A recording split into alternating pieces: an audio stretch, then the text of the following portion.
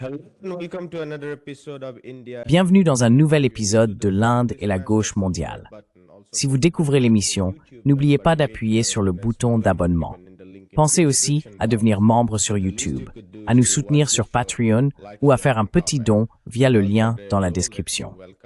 Mais au minimum, regardez l'émission, aimez, partagez et commentez. Sans plus attendre, permettez-moi d'accueillir nos invités de ce soir, Mouin Rabbani et Norman Finkelstein. Tous deux sont chercheurs et militants sur le conflit israélo-palestinien. Mouin et Norman.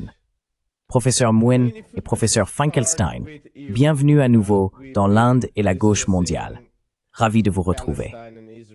Mouin, si nous pouvions commencer avec vous.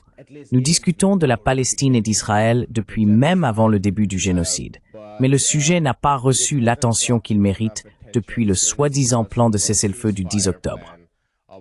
Pourriez-vous nous aider à établir un cadre correct pour comprendre la période qui a suivi le 10 octobre? Cela serait très utile pour nos spectateurs.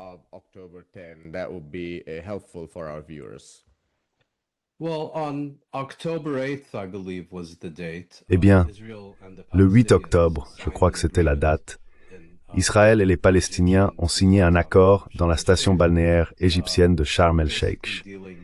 Cet accord portait essentiellement sur les questions immédiates.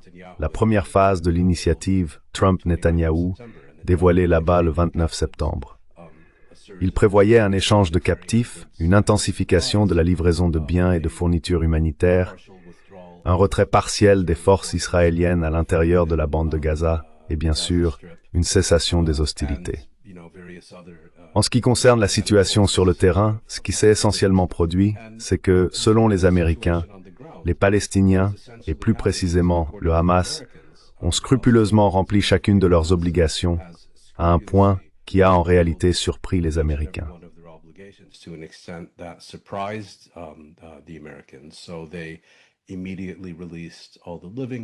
Ils ont donc immédiatement libéré tous les captifs encore en vie. Ils ont recherché, retrouvé et remis tous les captifs morts, sauf un. Ils ont complètement cessé les hostilités et n'ont pas tenté de s'infiltrer dans la zone de la bande de Gaza occupée par Israël. Pendant ce temps, les Israéliens, dès le tout début, ont systématiquement violé chacun de leurs engagements. Ils ont libéré moins de captifs que prévu, et pas dans les catégories convenues. Certains, qui devaient être libérés pour rentrer chez eux en Cisjordanie, ont été déportés. Israël s'était engagé à autoriser l'entrée d'au moins 600 camions par jour dans la bande de Gaza.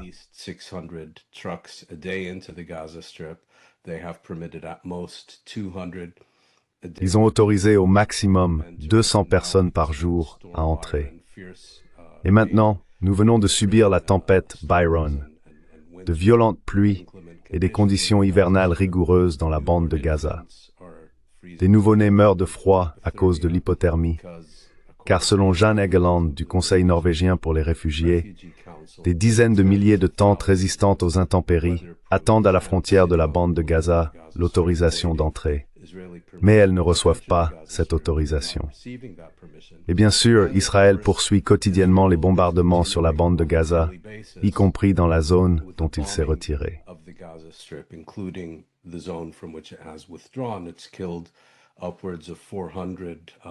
Cela a tué plus de 400 Palestiniens. Israël a maintenant repris les assassinats de dirigeants de haut rang du Hamas. Il poursuit ses attaques systématiques et la destruction d'infrastructures dans la bande de Gaza. Israël cherche donc essentiellement à vider l'accord de toute substance, à le transformer en un texte où les Palestiniens seraient tenus de respecter scrupuleusement leurs engagements, tandis qu'Israël pourrait faire comme s'il n'avait jamais rien signé. Le génocide se poursuit donc, quoiqu'à une échelle plus faible et moins visible. Toutes les discussions portent désormais sur la deuxième phase de l'accord, qui concerne la formation de cette autorité néocoloniale. Le Conseil de la paix, également appelé au départ le projet Blair Witch, qui, sous la direction de Trump et Blair, serait censé être responsable de l'administration de la bande de Gaza, avec sa force internationale de stabilisation agissant sous son autorité.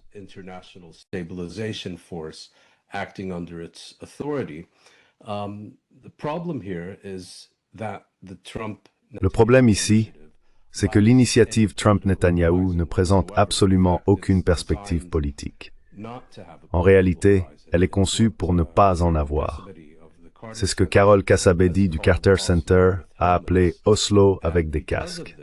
Et à cause de cela, les États et gouvernements, en particulier les États arabes et musulmans, à qui l'on demande de financer l'ensemble de cette opération et d'y fournir des troupes, ont jusqu'à présent refusé de contribuer, au motif qu'ils doivent constater un élan politique crédible et irréversible vers un État palestinien pour y participer, y compris des garanties qu'Israël ne reprendra pas la guerre avec la bénédiction américaine au moment de son choix.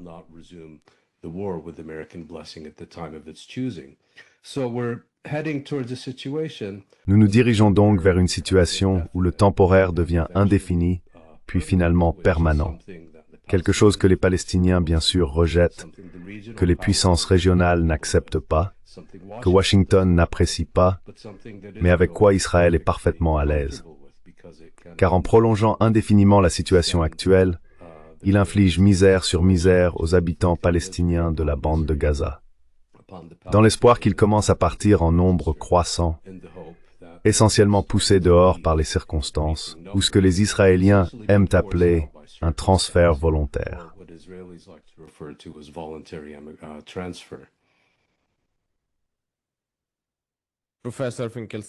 Professeur Finkelstein, pourriez-vous partager votre point de vue sur le cadre approprié pour analyser la phase post-cessez-le-feu du conflit israélo-palestinien?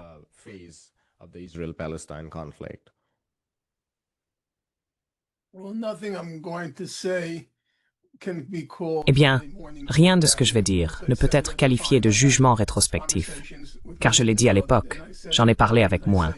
Et je l'ai dit alors, et je le répète aujourd'hui, l'essence de ce qui avait été convenu était un retour au statu quo ante du 7 octobre 2023, un retour à ce qui existait auparavant, avec une grande réserve, et pas une mince.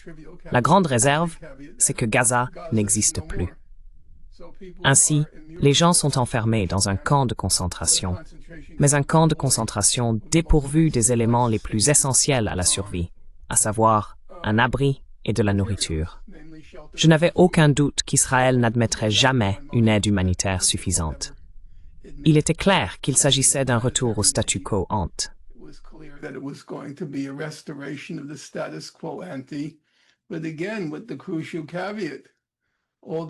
Mais encore une fois, avec la mise en garde cruciale, toutes les terres agricoles, qui sont en réalité les principales terres agricoles, se trouvent dans la zone verte. Mais même les terres agricoles de la zone verte ont été détruites pendant au moins une période significative. Pour toujours, je ne saurais le dire. Ce n'est pas mon domaine de spécialité, mais elles étaient déjà incultivables à cause des bombardements israéliens. Il n'y a donc plus aucune base pour une production alimentaire locale. Israël va resserrer l'étau sur l'aide humanitaire. Il a clairement indiqué qu'il ne coopérerait pas avec l'UNRWA, laquelle, comme l'a déterminé la Cour internationale de justice, le principal organe juridique de l'ONU, le 17 novembre 2025, dans son avis consultatif, était la seule organisation humanitaire capable de fournir, avec compétences techniques et à grande échelle, l'aide humanitaire nécessaire dont Gaza à ce stade.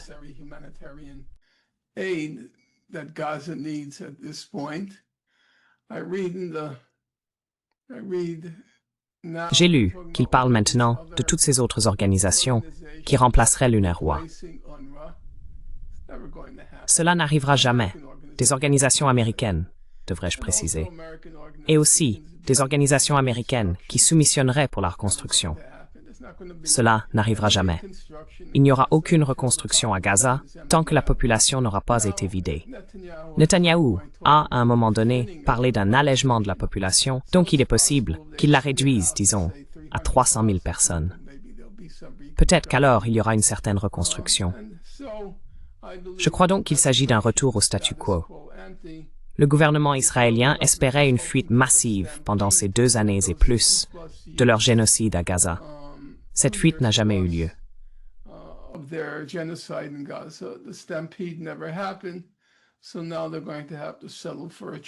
Alors maintenant, ils vont devoir se contenter d'un mince filet, des Palestiniens, d'une manière ou d'une autre, des Palestiniens de Gaza d'une manière ou d'une autre, cherchant comment partir. Et le seul autre point que je voudrais souligner, c'est que je n'ai jamais cru que le cessez-le-feu ait eu quoi que ce soit à voir avec Gaza. Certains disent que c'était parce que Trump visait le prix Nobel. C'est sans doute une idée qui lui trottait dans la tête, et franchement, j'ai très peu d'intérêt pour ce qu'il y a à l'arrière, sur les côtés ou à l'avant de sa tête, puisque le fait est qu'elle est vide. Mais le véritable objectif, je l'ai dit à l'époque, je l'ai même dit dans l'émission de Piers Morgan, quand il essayait de susciter de l'enthousiasme pour ce cessez-le-feu de Trump, il m'a demandé, « Alors, selon vous, quel en est le but ?»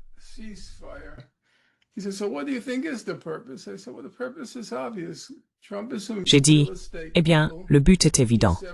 Trump est un magnat de l'immobilier. Il a 78 ans. On n'apprend pas de nouveaux tours à un vieux chien, et le léopard ne change pas ses taches. Il cherche de l'argent provenant d'investissements dans le Golfe.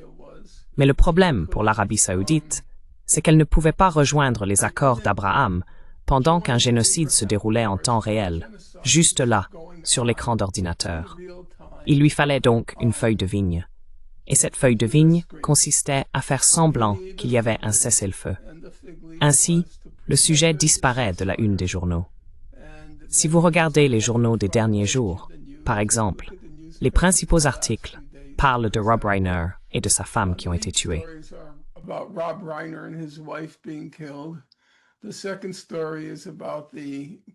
La deuxième histoire concerne les meurtres en Australie, et il n'y a plus rien à la une à propos de Gaza. Une fois ce soi-disant cessez-le-feu mis en place, quelle a été la première chose qui s'est produite? Juste après son annonce, le dirigeant saoudien, MBS, s'est rendu à la Maison-Blanche et y a reçu un accueil royal. C'était là le principal objectif. Offrir au prince héritier saoudien un prétexte pour se rendre à la Maison-Blanche et poser les bases de ce que Trump a toujours appelé l'accord du siècle.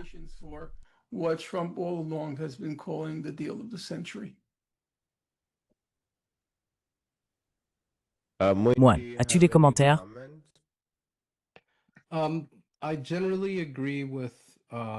Je suis généralement d'accord avec Norm, mais j'ajouterai une réserve. Je ne pense pas que l'initiative de Trump en elle-même suffira à amener l'Arabie saoudite à normaliser ses relations avec Israël. Les dirigeants saoudiens ont déclaré à plusieurs reprises que pour le faire dans le contexte du génocide à Gaza, il faudrait des avancées crédibles, irréversibles et limitées dans le temps vers un État palestinien indépendant. Je ne pense pas qu'il faille rejeter cela d'emblée comme un simple prétexte destiné à masquer leurs véritables intentions, car l'Arabie saoudite compte une population nombreuse et politiquement engagée. Et même dans les autocraties, l'opinion publique a son importance. Et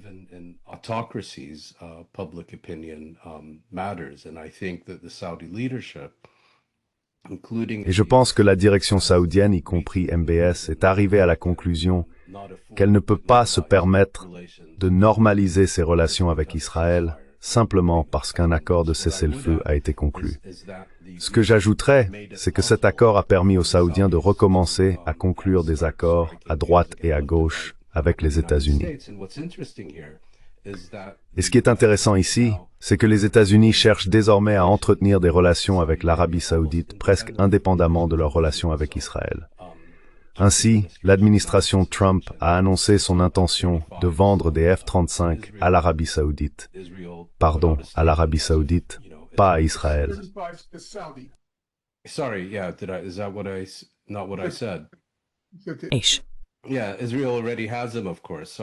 Oui, Israël les a déjà, bien sûr. Désolé, je voulais dire l'Arabie saoudite. Les Israéliens, tu sais, prenant la liberté de parler au nom de l'administration américaine, ont indiqué que les États-Unis ne vendraient pas ces armes à l'Arabie saoudite, à moins que celle-ci ne normalise d'abord ses relations avec Israël. À cela, Trump a répondu que non, qu'ils allaient les vendre et qu'ils allaient leur vendre leurs modèles les plus perfectionnés. En d'autres termes, si les Saoudiens aiment personnellement Israël, the Saudis, unlike the Israelis, pay for them, they can have them. And so we're getting this interesting dynamic Nous assistons donc à une dynamique intéressante où l'accès de certains États arabes clients clés, comme l'Arabie saoudite, le Qatar et les Émirats arabes unis, à des biens stratégiques américains, qu'il s'agisse d'armements, de puces informatiques, etc., n'est plus directement lié à leur acquiescement à Israël, comme cela l'était par le passé. Mais je suis tout à fait d'accord avec Norm. La priorité des Américains reste de poursuivre la conclusion de ces accords de normalisation arabo-israéliens. La question est donc de savoir si les Américains sont prêts à faire pression sur Israël pour qu'il fasse ce qui est nécessaire afin de rendre cela possible. Rien n'indique vraiment qu'ils soient disposés à le faire dans un avenir proche.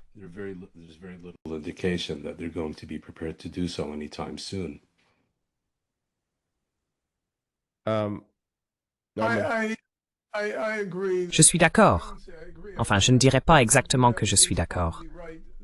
Je pense que Mouin a probablement raison de dire qu'il pourrait y avoir davantage de conditions de la part de l'Arabie saoudite avant qu'elle n'aille jusqu'au bout de la normalisation. Je parlais plutôt des motivations de Trump, plutôt que de savoir si ce qu'il envisageait se réalisera réellement. Je veux simplement insister sur un point où je suppose. Je ne suis pas tout à fait d'accord avec Mouin, pas fortement. Mais c'était la capitulation la plus remarquable des États arabes musulmans. Ce qu'ils ont fait le 17 novembre avec la résolution du Conseil de sécurité. Il n'y a vraiment rien dans les annales de ce chapitre si malheureux qui s'approche de ce qu'ils ont fait en octobre ou en novembre.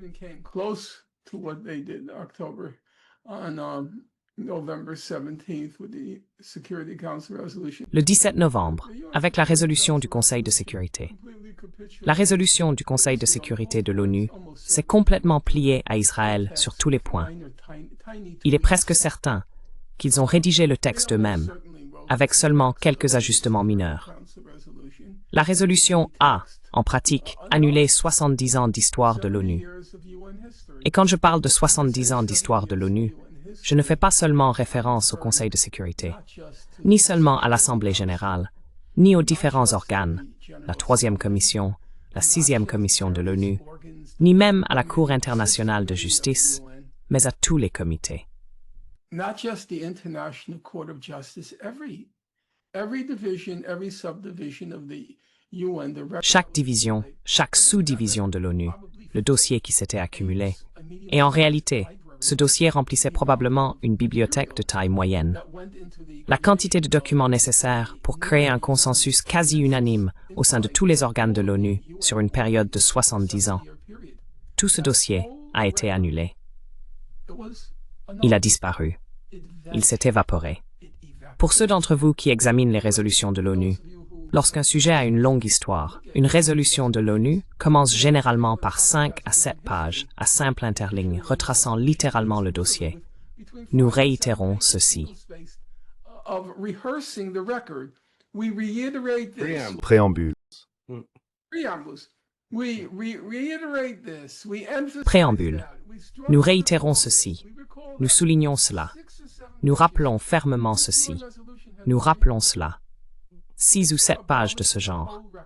Cette résolution de l'ONU n'avait aucun préambule. Elle a effacé tout le dossier. Et c'était d'une audace incroyable, d'une audace totale dans son défi à la Cour internationale de justice. En juillet 2025, la Cour internationale de justice avait statué que l'occupation israélienne de la Cisjordanie, y compris Jérusalem-Est et Gaza, était illégale et devait prendre fin aussi rapidement que possible. Voilà ce qu'elle avait décidé. Eh bien, tout cela avait disparu. Cela s'était volatilisé dans la résolution.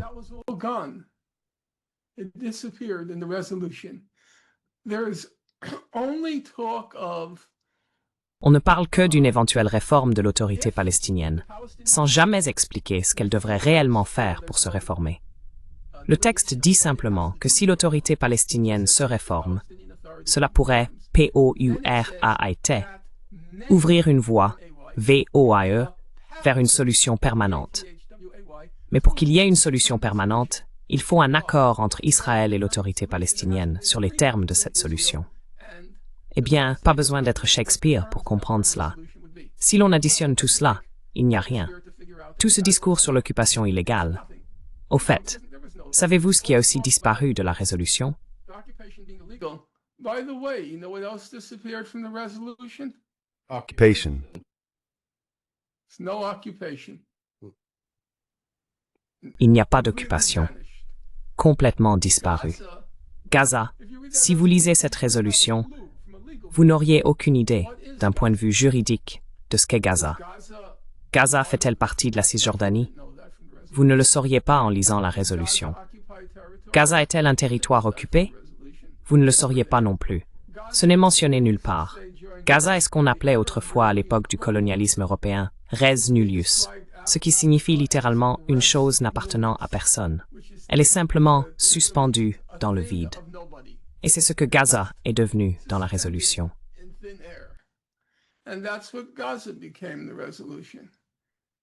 Premier arrivé, premier servi. Exactement. Exactement. Parce que cela n'appartient à personne. Donc, premier arrivé, premier servi. Alors, pourquoi la résolution a-t-elle été adoptée? Elle est passée parce que tous les États musulmans et arabes l'ont soutenue. Si je devais donner la liste, eh bien, je ne m'en souviens même plus exactement. L'Égypte a soutenu, la Jordanie a soutenu, le Pakistan a soutenu, l'Indonésie a soutenu, l'Arabie saoudite a soutenu, la Turquie a soutenu, le Qatar a soutenu, et le plus, comment dire, flagrant.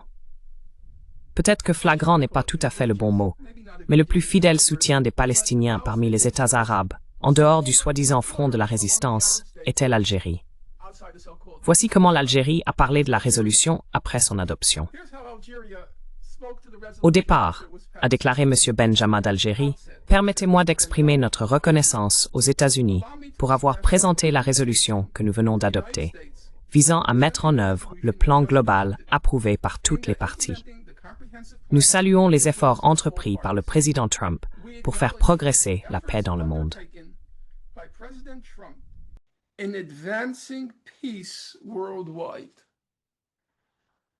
On dirait Gianni Infantino, le président de la FIFA.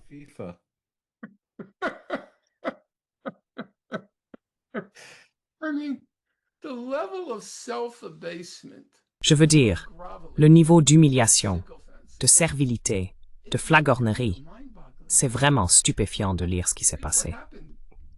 Et ce n'était pas un détail anodin, car les Russes et les Chinois disposaient d'un droit de veto, et ils ont clairement fait savoir qu'ils n'étaient pas satisfaits de la résolution. Les Russes ont qualifié cela de jour noir dans l'histoire des Nations Unies, et ils ont conclu leur déclaration en disant « Ne dites pas que nous ne vous avions pas prévenu. Je savais que cela allait être une catastrophe. Ne dites pas que nous ne vous avions pas prévenu. » Les Chinois ont dit la même chose. Nous voulions opposer notre veto à la résolution, mais tous les États arabes et musulmans, y compris l'autorité palestinienne, se sont rangés du côté des États-Unis. Ils ont donc déclaré qu'il leur était politiquement impossible d'y opposer leur veto.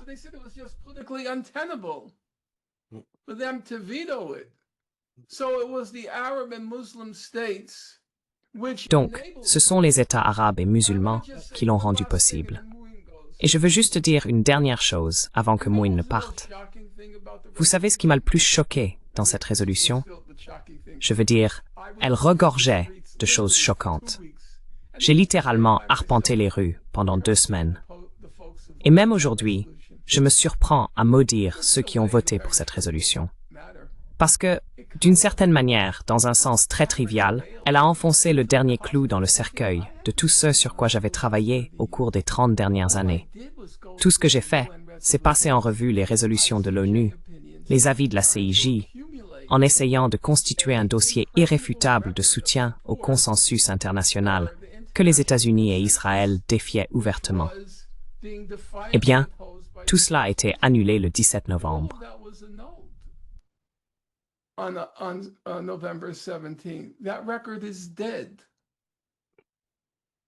Ce dossier est clos. Et un dernier point. Quand j'ai dit que la chose la plus étonnante dans la résolution, je le pensais littéralement. Elle a donné Gaza à Donald J. Trump personnellement.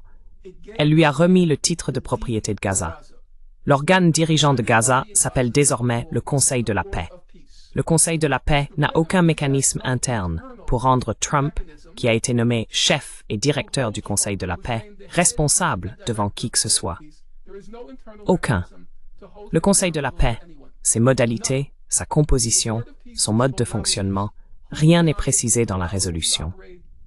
Elle se contente de nommer Donald Trump, car la résolution a validé le soi-disant plan de paix de Trump, qui le désignait comme chef et président du Conseil de la paix. Which named him the head of the Board of Peace. And if there were any doubt on that matter, Et s'il subsistait le moindre doute à ce sujet, après le vote, le représentant des États-Unis à l'ONU a déclaré « Donald Trump est le chef du Conseil de la paix. Et le Conseil de la paix n'est responsable devant aucun organe externe. Aucun. La seule chose dont Trump doit rendre compte, selon la résolution, ce n'était pas une obligation, seulement une demande. C'est que tous les 6 mois, le Conseil de la paix envoie au Conseil de sécurité un rapport d'avancement. C'est tout. Il n'y a jamais rien eu de semblable depuis que le roi Léopold II s'est vu attribuer le Congo lors de la conférence de Berlin de 1884. Cela n'a jamais existé auparavant. On lui a donné Gaza. Je n'arrive pas à m'en remettre. C'est stupéfiant. So, I just found that breathtaking. so everything Norm has just said. Tout ce que Norm vient de dire est entièrement correct et exact. J'ajouterai également plusieurs autres points. Je veux dire, il y a 2 antécédents à cela. Le premier, c'est que la première version de l'initiative Trump a été rédigée sur la base de négociations entre Washington et un certain nombre d'États arabes et musulmans qui avaient rencontré Trump en marge de l'Assemblée générale de l'ONU à l'automne et lui avaient essentiellement dit « Toute cette affaire devient incontrôlable. Il faut y mettre un terme. » Ils ont formulé un plan en 21 points, puis Netanyahou a atterri à Washington, a réussi à introduire des modifications clés à ces 21 points, les a réduits à 20, et a même réussi à supprimer une clause dans laquelle Israël s'engageait à ne pas répéter ses bombardements sur le Qatar.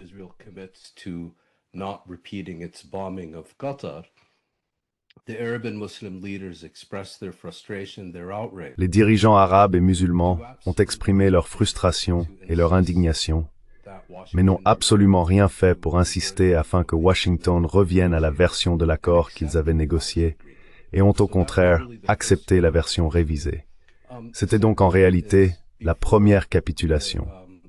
La seconde est survenue avant que le Conseil de sécurité de l'ONU n'adopte sa résolution sur Gaza. Il avait déjà adopté une résolution très similaire concernant le Sahara occidental, qui visait essentiellement à annuler les décisions de la Cour internationale de justice sur le droit des Sahraouis à l'autodétermination, et ainsi de suite, et qui approuvait l'idée que le Sahara occidental devienne une province autonome sous souveraineté marocaine. C'était un autre précédent important. Sovereignty. So that was another important precedent. Hamas had come under enormous pressure. Le Hamas avait subi d'énormes pressions de la part de ses dirigeants arabes et musulmans, y compris des médiateurs clés, l'Égypte, la Turquie et le Qatar, pour accepter l'initiative révisée de Trump-Netanyahou. Puis l'autorité palestinienne, bien qu'entièrement marginalisée et exclue de cette initiative, a elle aussi été soumise à de fortes pressions, notamment de la part des États du Golfe, pour approuver la résolution du Conseil de sécurité. Une fois qu'elle l'a fait, il est devenu impossible pour l'Algérie, en tant que représentante du groupe arabe au Conseil de sécurité, de ne pas l'accepter. Et je pense que si l'on lit le reste des remarques de l'ambassadeur algérien, en plus de la flagornerie, il exprime également de sérieuses réserves à propos de cette résolution, si je me souviens bien. Mais il a essentiellement déclaré « La direction palestinienne l'a accepté. Tous les États arabes l'ont accepté. Mes mains sont liées. Les Russes et les Chawas. »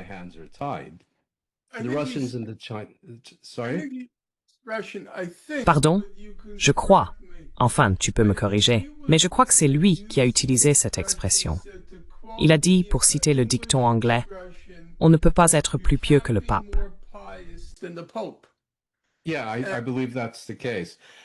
Oui, je pense que c'est bien le cas. Les Russes ont été très clairs, et les Chinois, Eux, ils ont des priorités bien plus importantes avec Washington que Gaza. Vous savez, les Russes ne voulaient pas compromettre les négociations sur l'Ukraine pour une résolution concernant Gaza. Les Chinois, eux, ne voulaient pas mettre en péril les négociations commerciales avec Washington à cause de Gaza. Donc la résolution a été adoptée exactement comme Norm l'a décrit. Cela dit, en 1993, nous avons connu quelque chose de très similaire.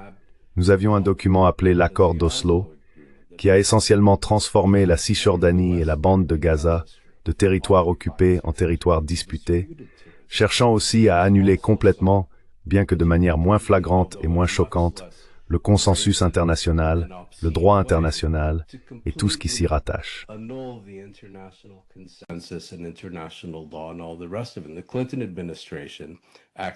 L'administration Clinton, agissant par l'intermédiaire de l'ambassadrice américaine auprès de l'ONU, Madeleine Albright, a essentiellement déclaré au Conseil de sécurité qu'il devait cesser toute discussion sur la question palestinienne.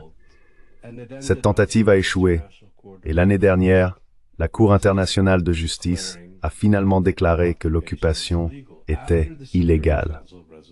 Après l'adoption de la résolution du Conseil de sécurité, l'Assemblée générale a adopté une autre résolution réaffirmant le droit inaliénable du peuple palestinien à l'autodétermination, à la souveraineté et à la création d'un État.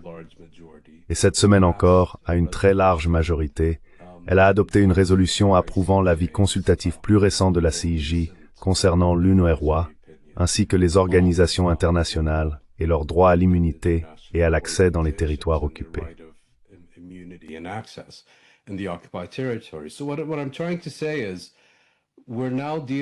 Ce que j'essaie de dire, c'est que nous sommes désormais confrontés à deux visions concurrentes du droit international, des institutions internationales et de la lutte politique. Et il est loin d'être certain laquelle finira par l'emporter et laquelle sera vaincue. Mais je pense que nous avons tous un rôle à jouer pour faire en sorte que l'initiative de Trump finisse dans la même poubelle de l'histoire que celle d'Oslo. Cela dit, il faut aussi se rappeler que la poubelle de l'histoire est jonchée de causes justes. Il n'y a donc absolument aucune place ici pour la complaisance.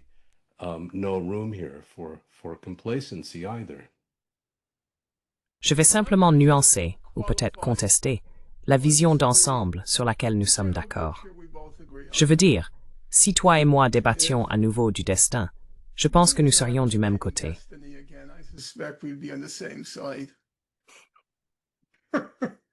Je ne remettrai pas les pieds dans cette pièce. Une fois suffit.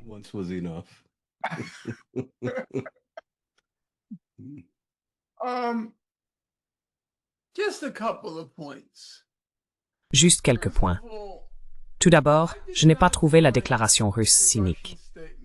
Maintenant, je suis bien conscient que Poutine est un voyou impitoyable. J'en suis conscient. Mais je dirais aussi, Mouine, que Staline l'était tout autant. Cependant, j'ai trouvé que la déclaration de Gromyko en 1947 à l'Assemblée générale des Nations unies était authentique. Évidemment, ils avaient un objectif. Ils voulaient se débarrasser de l'impérialisme britannique au Moyen-Orient. Et ils pensaient que s'ils expulsaient les Britanniques, ce serait une bonne chose. Alors, ils ont voté pour.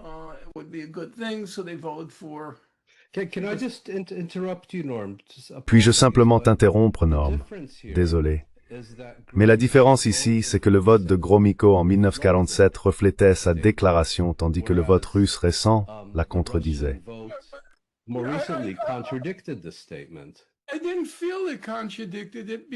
Je n'ai pas eu l'impression que cela le contredisait, car je pensais qu'il y avait deux difficultés auxquelles tout le monde était confronté, y compris, je le reconnais, les États arabes et musulmans. Je l'admets. La première difficulté, c'est que Trump les a fait chanter. Il a dit, « Si vous ne signez pas cette résolution, nous allons donner à Israël toute liberté pour intensifier son génocide à Gaza. » Exactement comme il les fait chanter à nouveau maintenant.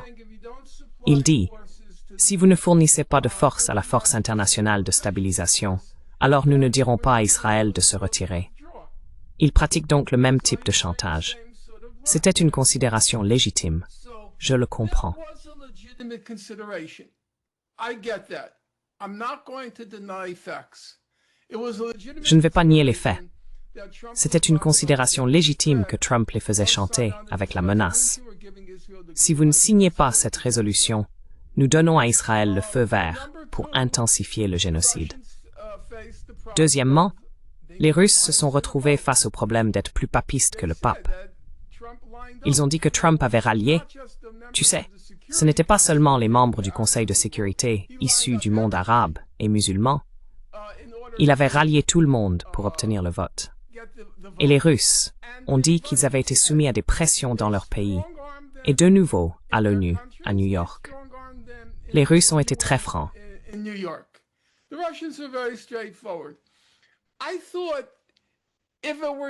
Je me suis dit que si ce n'était qu'une question de réel politique, certains disaient qu'il y avait un donnant-donnant. Nous vous soutiendrons sur Gaza si vous nous soutenez sur l'Ukraine. Vous savez, c'était la spéculation. Je ne pense pas qu'ils aient eu besoin d'utiliser le langage qu'ils ont employé. Un jour noir dans l'histoire des Nations Unies. Ne dites pas que nous ne vous avions pas prévenu. J'ai ressenti, comme avec le discours de Gromyko, qu'il y avait là une certaine authenticité. Est-ce que l'authenticité change quoi que ce soit? Je n'en sais rien. Mais c'est l'impression que j'en ai retirée.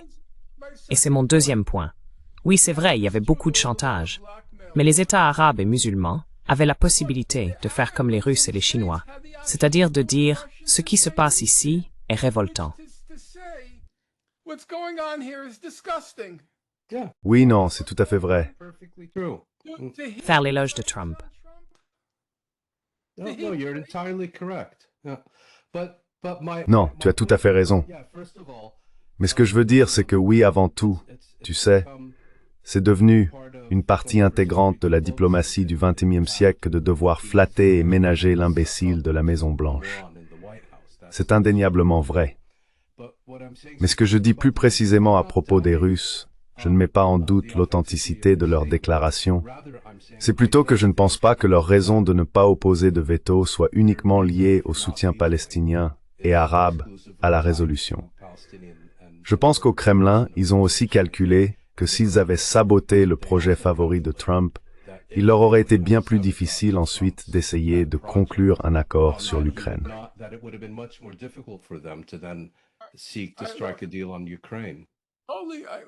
Écoute, je n'ai aucun problème avec ça. Je n'ai aucun problème avec ça. Comme je l'ai dit, même en 1947, les Britanniques soutenaient les sionistes parce qu'ils voulaient expulser les Britanniques de... Tu veux dire les Russes, les Soviétiques, c'est bien ça? Les Soviétiques, excusez-moi. Je comprends. Mais je maintiens, et vous me pardonnerez de me répéter, qu'il y avait 5 pays. Les États-Unis, le Royaume-Uni, la France, la Grèce, et j'oublie le 5e, qui ont attaqué Hamas avec force pendant le débat du Conseil de sécurité de l'ONU sur la résolution. Savez-vous qu'à part une phrase de l'Algérie, une seule phrase de l'Algérie, il n'y a pas eu un mot sur ce qu'Israël a fait à Gaza après le 7 octobre. Pas un mot. Vous n'étiez pas obligé de faire cela. Vous n'étiez pas obligé de rester silencieux.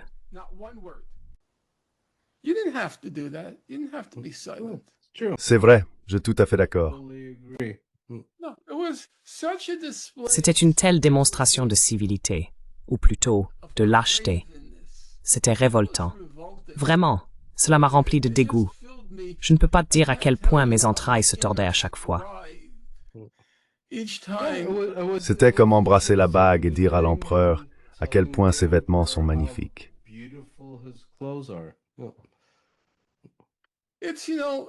C'est Kim Il-sung à grande échelle étendu au monde entier. C'est comme si le cabinet de Trump était devenu le monde.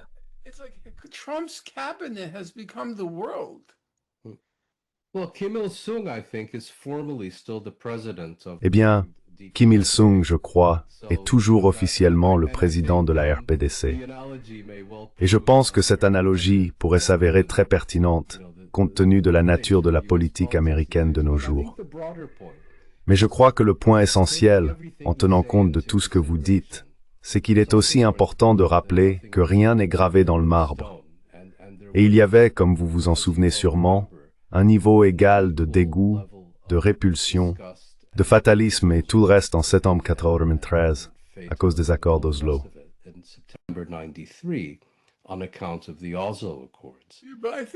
Mais je pense que tu as manqué un point, moi. Pendant longtemps, Oslo était le seul jeu en ville. Oui, oui.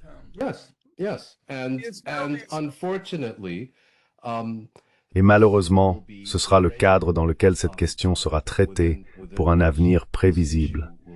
Je crois que sa période initiale court jusqu'en 2027.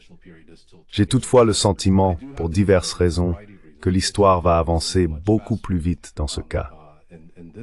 Mais oui, vous avez tout à fait raison. Oslo n'a pas disparu du jour au lendemain, et cela non plus. Je souligne simplement que nous n'avons pas affaire à quelque chose de gravé dans le marbre.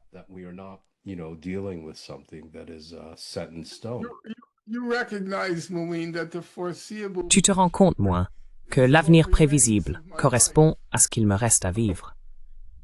Tu connais la célèbre remarque de John Maynard Keynes lors d'une conférence d'économie où tout le monde répétait « à long terme, à long terme ». Keynes a interrompu la discussion en disant « à long terme, nous serons morts ».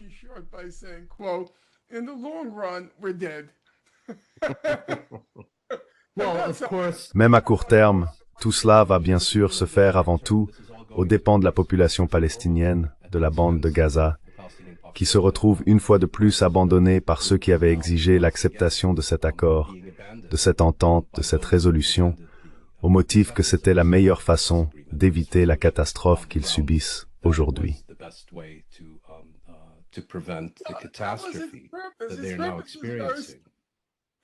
Son objectif est très simple, faire disparaître Gaza de la une. Oui, c'est fait. C'est parti maintenant. Cela a été remplacé par Rob Reiner. La querelle entre, comment s'appelle-t-elle déjà, Erika et Candace. Erika et Candace Owens. Voilà désormais les grandes questions de notre époque. Enfin pour aujourd'hui du moins. Je me demande si nous pourrions... Je sais que ce n'est pas à l'ordre du jour et qu'il ne nous reste que 10 minutes, mais j'aimerais formuler une idée qui me préoccupe. Elle est liée au sujet, sans l'être directement, mais peut-être pourrait-elle servir de point de départ à une future discussion. Voici ce qui m'inquiète. Ni Mouhen Rabbani, ni Norman Finkelstein, ni plusieurs autres ne sont plus les principaux ou les plus en vue des porte-paroles des Palestiniens et des Gazaouis, de leurs droits, selon le droit naturel ou le droit international. C'est un tout nouveau contexte. Et dans ce nouveau contexte, les principaux porte-paroles sont désormais devenus l'ultra-droite aux États-Unis. Ainsi, lorsque les gens pensent aux critiques d'Israël et aux critiques des Juifs, ils ne pensent pas à moi. Ils ne pensent pas à Mouhen. Ils pensent désormais à Tucker Carlson. Ils pensent désormais à Nick Fuentes. Est-ce pour cela que Mouhen va rencontrer Nick Fuentes et Tucker Carlson ce soir? Et maintenant, je pense à Candace Owens. Et je dois dire que je trouve cela extrêmement inquiétant. Ils exploitent un programme d'extrême droite pour nourrir la critique d'Israël. Une critique sévère, tout à fait justifiée, qui met en lumière les crimes d'Israël. Par exemple, le récent voyage de Tucker Carlson au Qatar. Je crois que était-ce le Qatar ou Dubaï? Oui, au Qatar, au cours duquel il a montré des images de ce qui a été fait à ses enfants. Ce sont désormais les critiques. Et aussi, ce n'est pas anodin, les manœuvres impitoyables de la classe des milliardaires juifs, des milliardaires suprémacistes juifs. Cela n'a plus de lien avec moi, ni avec moi. C'est désormais devenu une cause d'extrême droite. Et je pense qu'un véritable danger se cache là, dans ce qu'il pourrait faire de cette cause, celle d'Israël et des Juifs américains.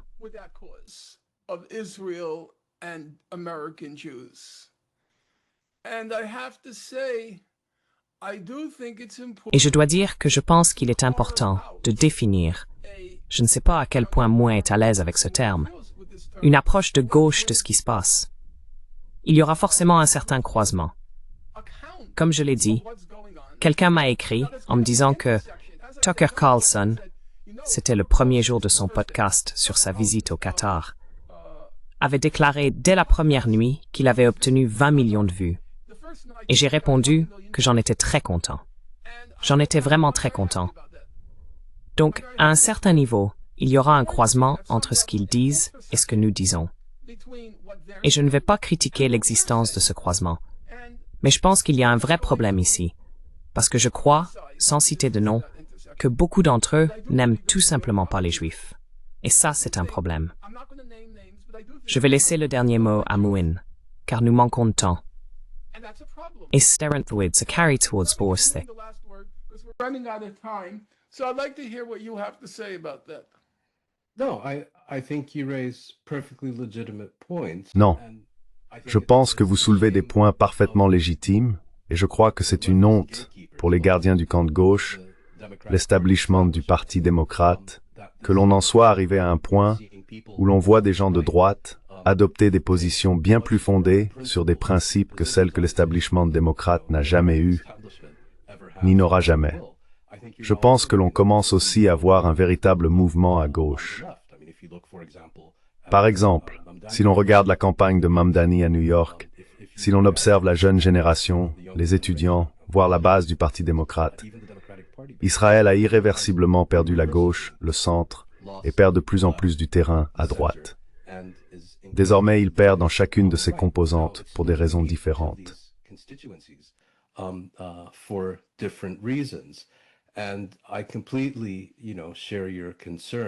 Et je partage entièrement vos inquiétudes concernant certaines choses qui se passent à droite et à l'extrême droite, dont beaucoup sont inacceptables.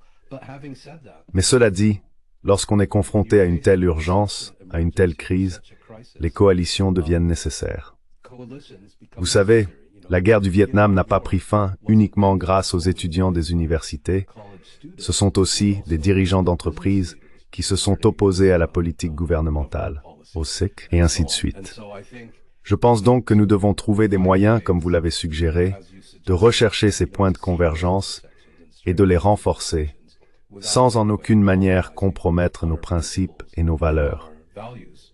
En particulier le fait que nous menons ce combat parce que nous croyons en la valeur fondamentale de l'égalité humaine plutôt qu'en la supériorité d'un groupe sur un autre.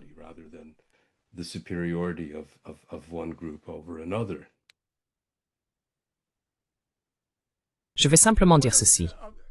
L'un des problèmes, si je peux employer ce terme, c'est cette appropriation de la cause par l'extrême droite. Ce qui la rend si préoccupante, c'est que si l'on prend, disons, les 10 ou 15 plus grands podcasteurs, ils sont tous à l'extrême droite. La gauche n'a aucune place là-dedans. Si l'on regarde les figures de proue, Candace Owens, Nick Fuentes, Tucker Carlson, et je laisse de côté pour l'instant Joe Rogan, qui est un cas plus ambigu, si l'on prend les principaux, Andrew Tate, et ainsi de suite, ils obtiennent 1 à 2 millions de vues par jour. La gauche, au mieux, en obtient 150 000 pour la personne la plus suivie. Ce signifie que zelf de gehoudt time.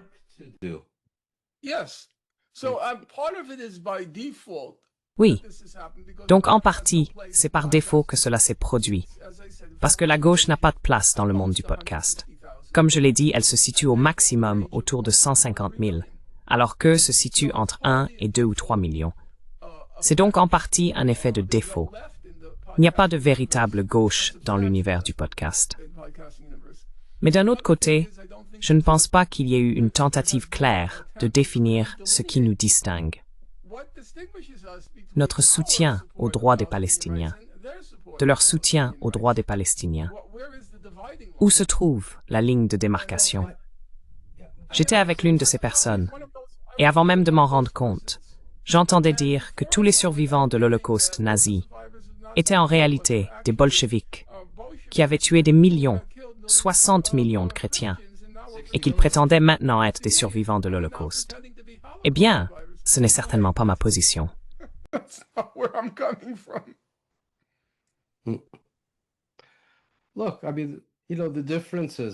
Écoute, je veux dire, tu sais, les différences, à mon avis, sont claires. Ceux de droite s'opposent à la politique israélienne parce qu'ils pensent qu'elle est néfaste pour les États-Unis, pour la position des États-Unis dans le monde et pour les intérêts américains au Moyen-Orient. tandis que ceux de gauche s'y opposent qu'ils la jugent fondamentalement immorale et néfaste pour l'humanité. C'est au moins une distinction qui me vient à l'esprit. Je dirais moins, tu sais, y a-t-il aussi des gens de droite motivés par une décence humaine fondamentale? Bien sûr qu'il y en a.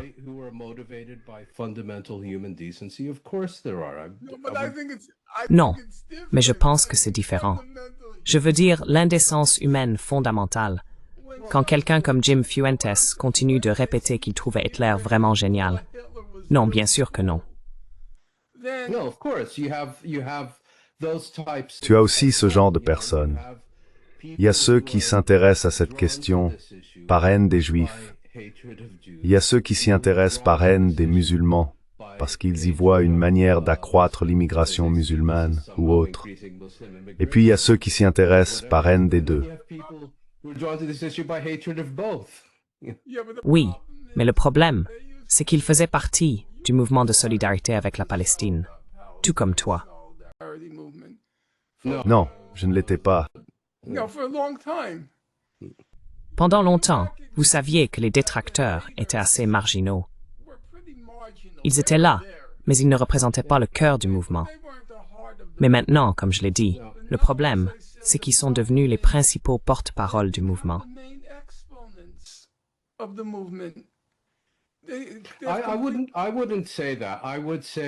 ne dirais pas ça. Je dirais qu'il y a certaines personnes qui avaient déjà un large public avant de s'impliquer dans cette question. Mais je ne les décrirais pas comme le noyau du mouvement. Non, je ne le ferai pas.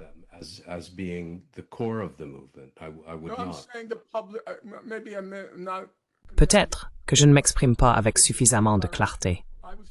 J'essayais de dire qu'ils sont devenus le visage public du mouvement.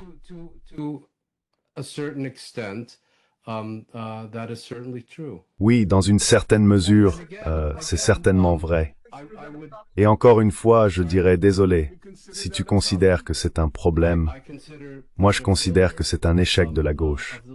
La gauche a du travail à faire et des questions à se poser. Je préfère ne pas reprocher à Tucker Carlson d'avoir son public, mais plutôt demander aux autres, pourquoi le vôtre est-il si petit? Qu'est-ce que vous faites mal? Pourquoi ne pouvez-vous pas être aussi efficace? Pourquoi ne pouvez-vous pas refléter les valeurs de votre propre électorat, comme ceux de la droite semblent le faire avec succès de leur côté?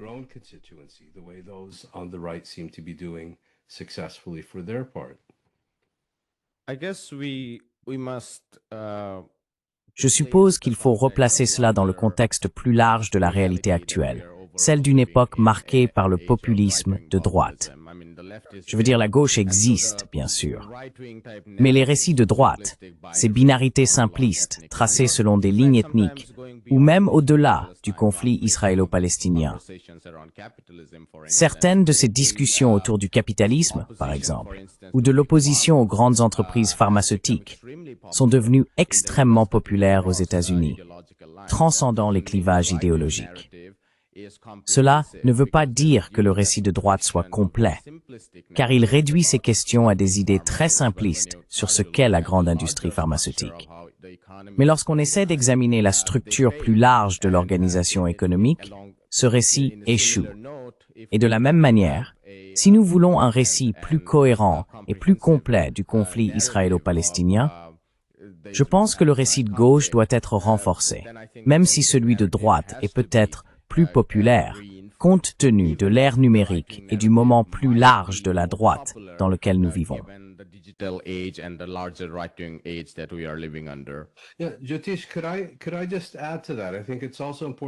Jyotish, puis-je simplement ajouter quelque chose à cela? Je pense qu'il est également important de reconnaître que l'extrême droite, qu'elle soit aux États-Unis, en Europe, en Inde ou ailleurs, reste dans l'ensemble fermement pro-israélienne. Dans de nombreux cas, elle est à la fois antisémite et pro-israélienne. Mais Israël cultive et encourage l'extrême droite pour une raison très claire. Elle est devenue le bastion du soutien, peut-être le dernier bastion solide et fiable du soutien à Israël. Et je pense que c'est aussi pour cette raison que lorsqu'une personnalité marquante de la droite s'exprime contre Israël, elle devient si visible, car elle constitue en quelque sorte une anomalie dans ce milieu. from that milieu.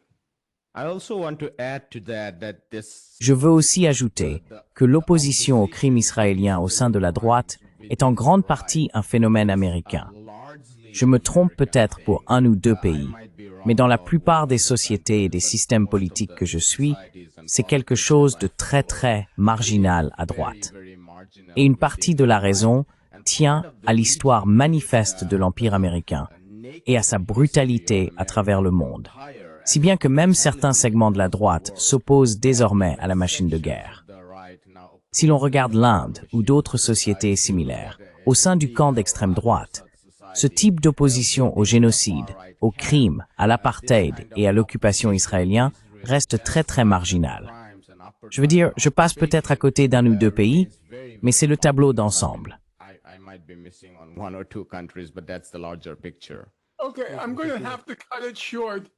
D'accord, je vais devoir écourter, mais j'écoute attentivement ce que vous dites tous les deux.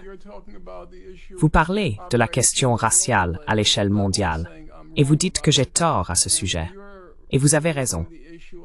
Le fait de soulever la question d'Israël, qui continue de cultiver l'extrême droite internationale, indépendamment de ce qui peut se passer sur la scène intérieure américaine, constitue, à mon avis, des précisions importantes par rapport à ce que j'ai dit au départ. Et je devrais en tenir compte. Personnellement, comme je l'ai dit, je trouve que c'est une évolution préoccupante. J'ignore dans quelle mesure l'univers des podcasts est représentatif de la population américaine.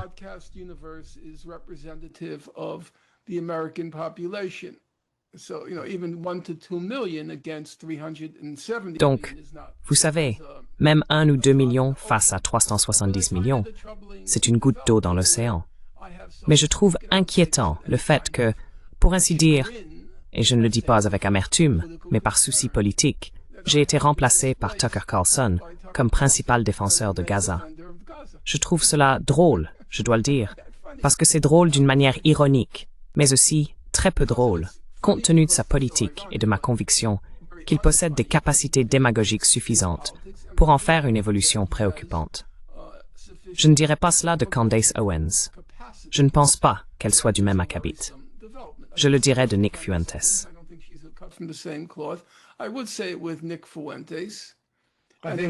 Je pense que le cas de Fuentes est assez éloigné de la plupart des autres.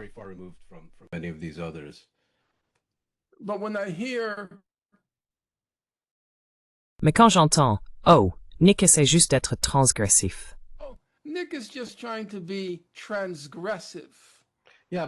Oui, mais je ne pense pas que les autres personnes que tu as mentionnées seraient prises à faire des déclarations similaires. Franchement. non, ils ne le feraient pas. Mais c'est probablement parce qu'ils sont des personnes plus diplomates. Eh bien, je veux dire, nous devons nous en tenir à ce qu'ils disent et à ce qu'ils écrivent. Je suis d'accord. Et comme je l'ai dit, c'est un sujet à aborder une autre fois. Cela devient simplement une source d'inquiétude pour moi en voyant ce qui se passe en ce moment, très rapidement. Vous savez, ce sont des évolutions qui arrivent. Si tu te souviens, dans les années 80, à un moment donné, le plus farouche critique d'Israël aux États-Unis n'était autre que Caspar Weinberger, n'est-ce pas? Tu sais, j'avais complètement oublié ça. D'accord, les gars. Très bien. Nous allons nous arrêter là. Merci beaucoup, moi et professeur Finkelstein. Merci. Prends soin de toi. Bonjour, je m'appelle Ayushman. Avec Mudyar Jyotishman, nous avons lancé cette plateforme. Au cours des 2 dernières années, nous avons essayé de créer du contenu pour les forces de gauche et progressistes. Jusqu'à présent, nous avons interviewé des économistes, des historiens, des commentateurs politiques et des militants. Si vous avez apprécié notre contenu et souhaitez que nous construisions une archive pour la gauche, j'ai 2 demandes à vous faire. Veuillez envisager de faire un don à cette cause. Le lien se trouve dans la description ci-dessous. Et si vous ne pouvez pas le faire, ne vous en faites pas. Vous pouvez toujours aimer et partager nos vidéos avec vos camarades. Enfin, n'oubliez pas d'appuyer sur le bouton d'abonnement. Don't forget to hit the subscribe button.